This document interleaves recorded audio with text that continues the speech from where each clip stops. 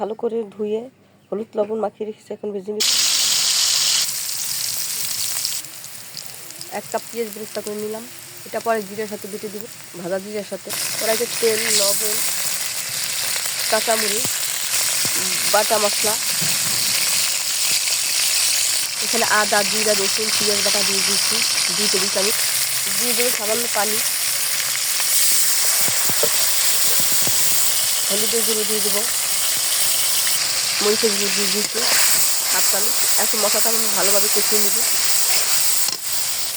মশলা আমার কষানো হয়েছে, আলু এখন 1 মিনিট নিয়ে করে আলু সেদ্ধ হওয়ার জন্য পানি দিয়ে দেবো।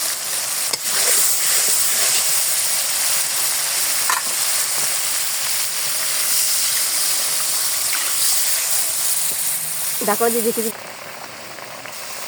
মাছ আমি এখন দিয়ে দেবো,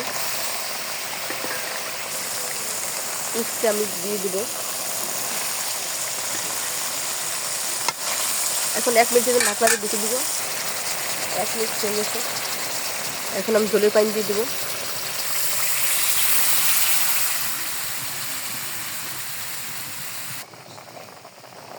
এখন আমি ওই পেঁয়াজ বেরেস্তা আর জিরা সালাদ দিয়ে বেটে দিব।